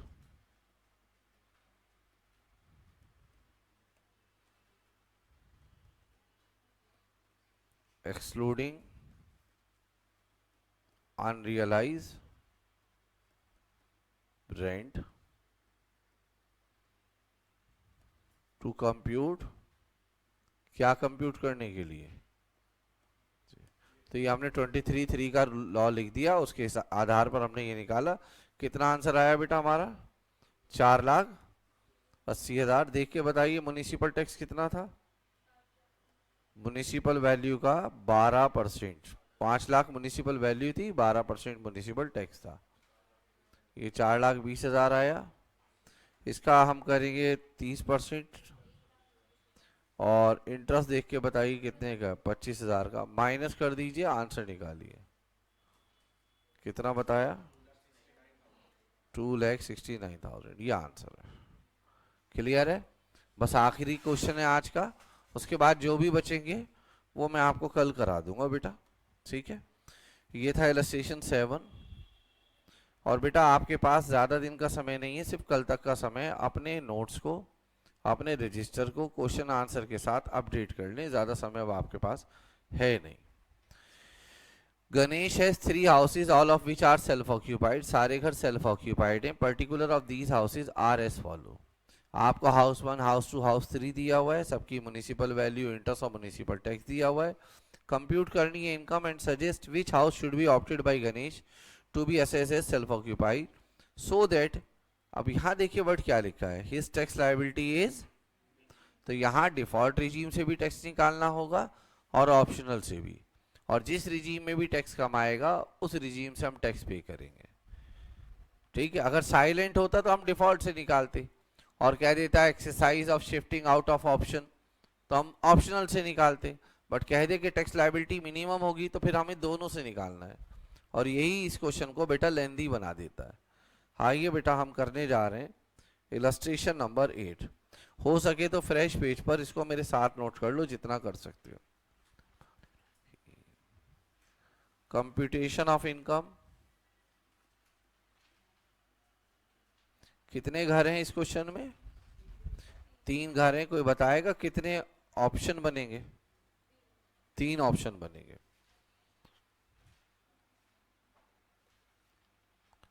particulars option 1, option 2, option 3। इसके अंदर property 1, property 2, property 3। Property 1, property 2, property 3।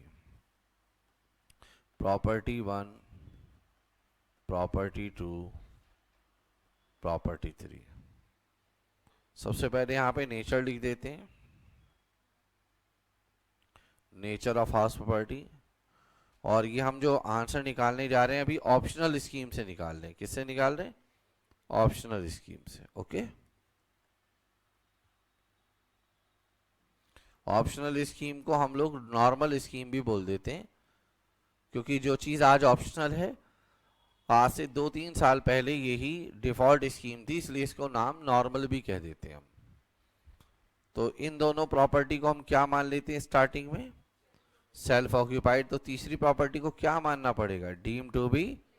जिनको सेल्फ ऑक्यूपाइड मानते हैं उन पर सेक्शन नंबर 23 सबसेक्शन 2 लगता है, और जिसको deem to be let out मानते हैं उसको ऊपर सेक्शन नंबर 23 सबसेक्शन 4 लगता है। आप भी भाईजान अपना चैप्टर तैयार कर लें, ये नहीं कि कल एग्जाम आ जाए तब आप तैयारी के लिए चले। ठीक है, यहाँ पे ये सेल्फ ऑक्यूपाइड, ये सेल्फ ऑक्यूपाइड, ये deem to be let out, यहाँ पर ये deem to be let out, और ये दोनों क्या? Self occupied.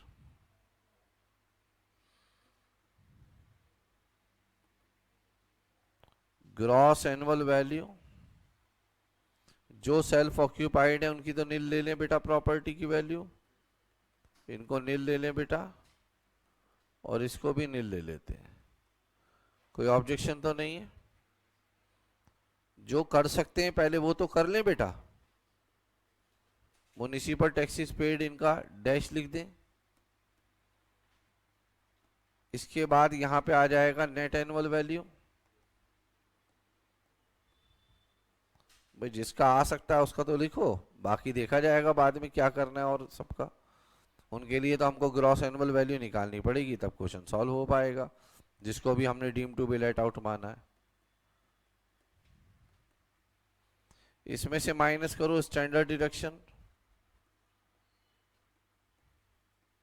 Eight the rate 30%,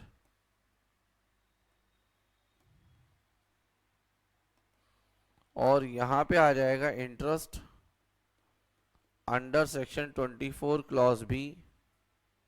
ठीक है, इसके लिए हमको नोट नंबर 1 लेना पड़ेगा।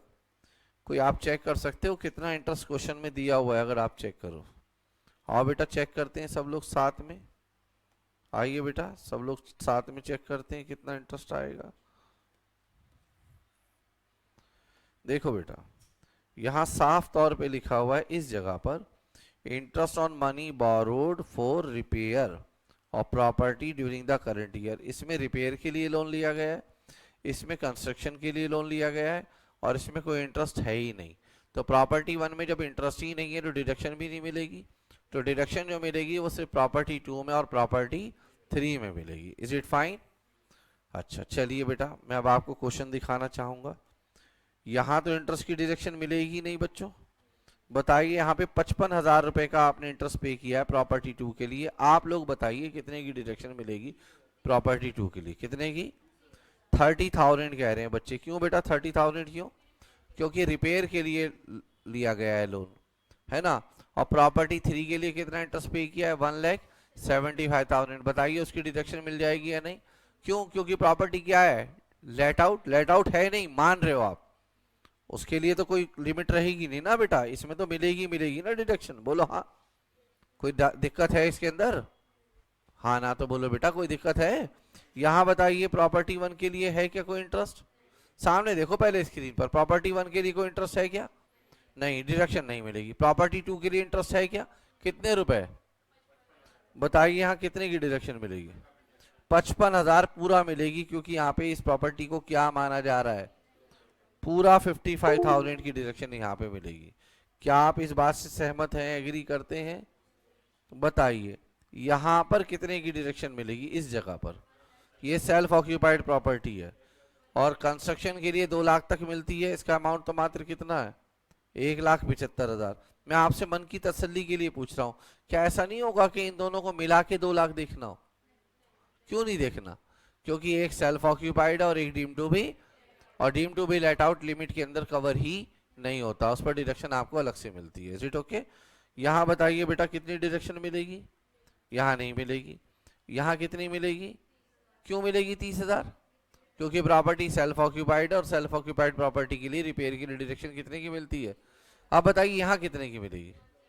175 की। लिखो 175, और लिखने के बाद काट लेना बेटा। पूछो क्यों? क्योंकि यहाँ पे अब ये दोनों प्रॉपर्टीज व्यक्ति की कैसी हैं? Self occupied. और सेल्फ ऑक्यूपाइड प्रॉपर्टी के लिए मैक्सिमम डिडक्शन कितने की मिलती है? 2 लाख। 2 लाख में से 30,000 तो यहाँ मिल गई, तो 170। अगर यहाँ पे आप 1,75,000 की डिडक्शन लेना चाहते तो ले सकते हैं। फिर यहाँ पे कितने की मिलेगी? 25 की। क्लियर है आप लोगों को मेरी बात? बोलो हाँ। चलिए, ये तो आपका बड़प्पन है, आपने हाँ बोल दिया।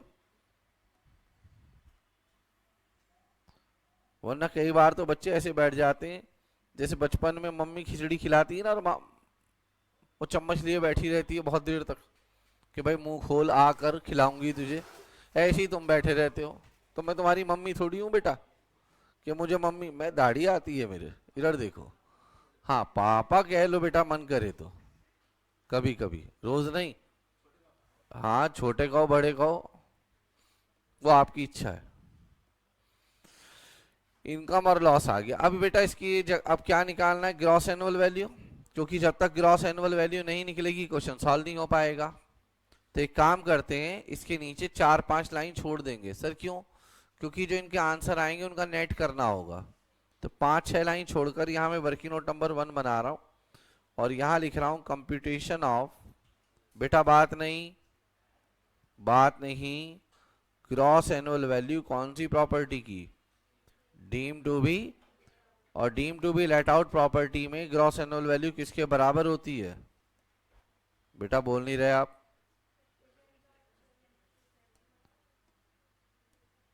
एक्सपेक्टेड रेंट के। एक मिनट जरा होल्ड करना बेटा। आइए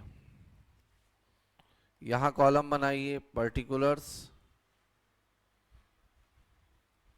first, second, third. Gross annual value बेटा किसके बराबर होगी? बताओगे एक्सपेक्टेड रेंट क्या होता है? हायर ऑफ म्युनिसिपल वैल्यू, और मगर ये किससे ज्यादा नहीं हो सकता? But it can not exceed. अगर कभी शॉर्ट में लिखना हो ना, समय ना हो, तो आप ऐसे लिख दें बस, जो मैंने लिखा है। अब देखें बेटा, प्रॉपर्टी 1 का म्युनिसिपल वैल्यू कितनी है? 3 लाख।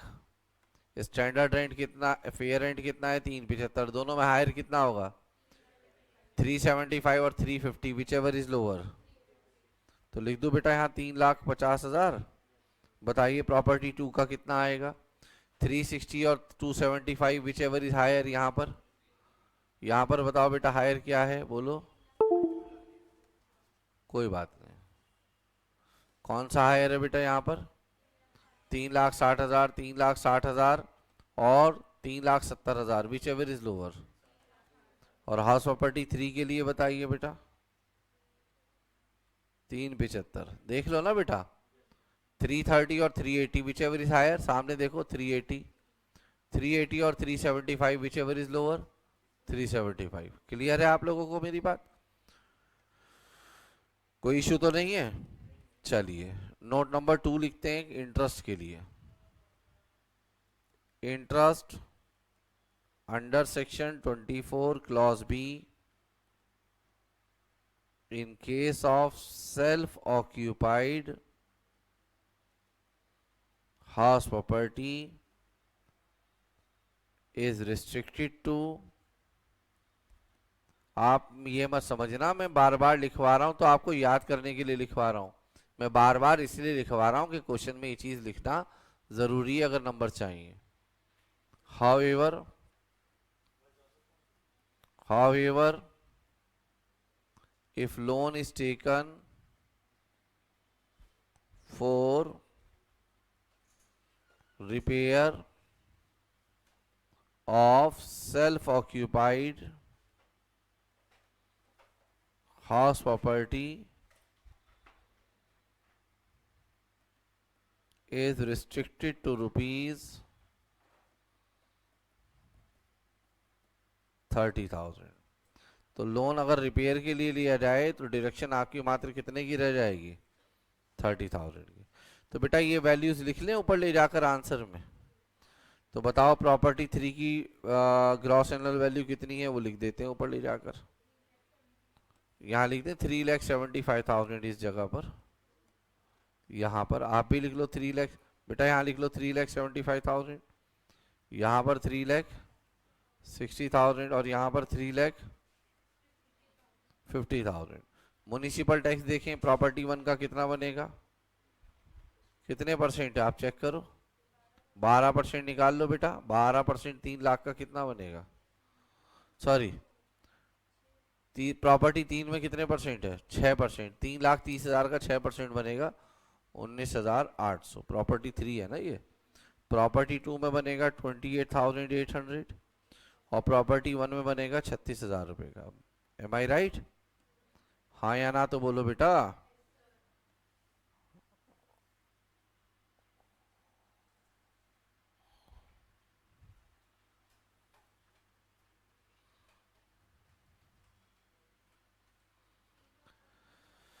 माइनस कर दो 3,55,200।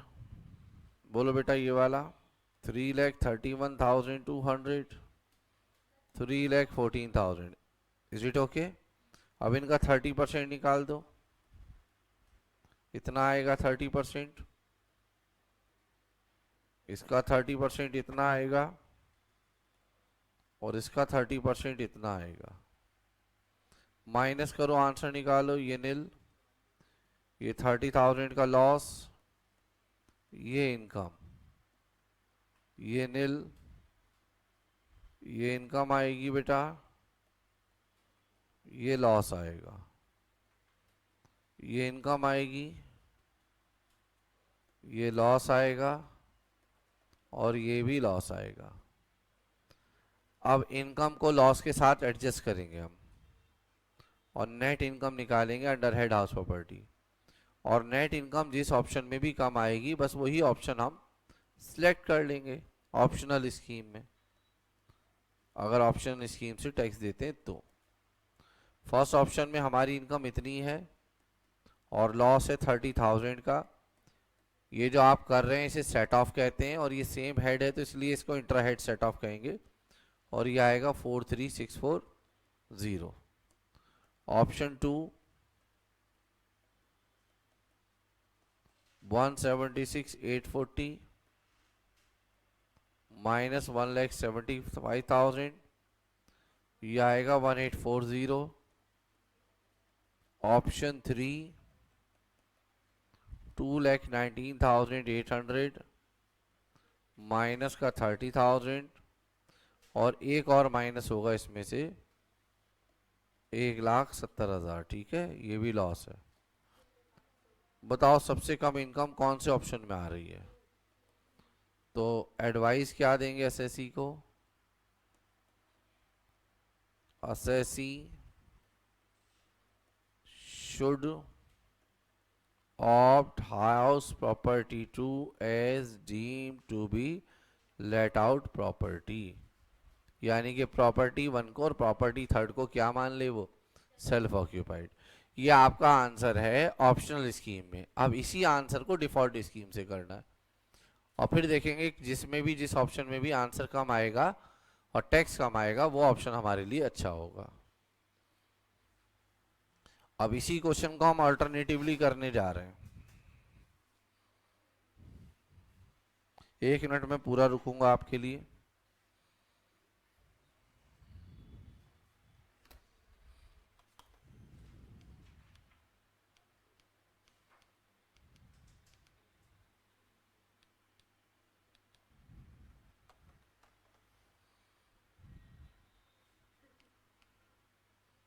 ठीक है,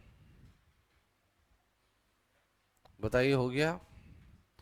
अब बेटा मैं इसी क्वेश्चन को दोबारा करने जा रहे हैं हम। फ्रेश पेज पे लिखना alternatively.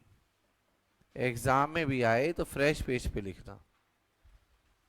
If assessee pay tax under default scheme under section 115 BAC as per section 115 BAC interest under section 24 clause B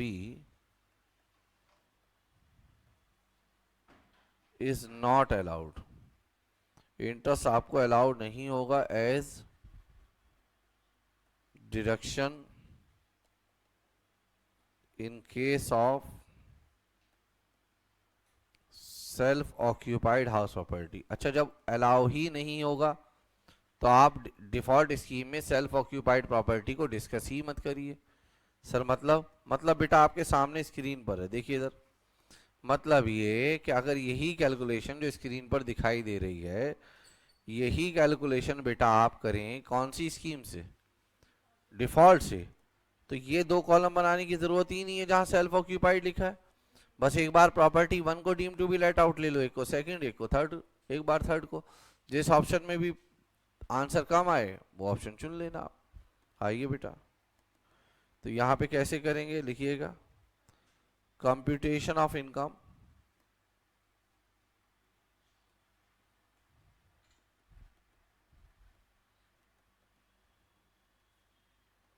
under head house property. अब बनेंगे अभी भी 3 ऑप्शन, ऑप्शन 1, ऑप्शन 2, ऑप्शन 3, ये तो लिखना है आपको। मगर हर एक ऑप्शन में जो 3 कॉलम बना रहे थे वो 3 कॉलम बनाने की जरूरत नहीं है, सिर्फ एक एक कॉलम बनाएंगे। हाउस प्रॉपर्टी 1 क्या मान रहे हैं उसको आप? Deem to be. House property 2 उसको क्या मान रहे हैं? Deem to be. House property 3 इसको क्या मान रहे हैं? Deem to be. और deem to be let out के लिए जीएवी आप ऑलरेडी निकाल चुके हो वर्किंग नोट नंबर 1 में अभी थोड़ी देर पहले। ये आया था 3,50,000, ये 3,60,000, ये 3,75,000। इसमें से माइनस करेंगे म्युनिसिपल टैक्सेस पेड, ये 36,000 रुपये, ये 28,800 और ये 19,800। माइनस कर दीजिए, नेट एनुअल वैल्यू आ जाएगा 3,14,000, 3,31,200, 3,55,200।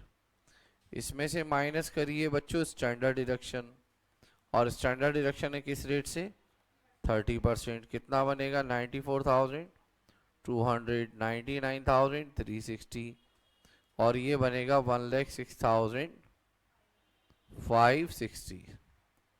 अब रह गई बात इंटरेस्ट की।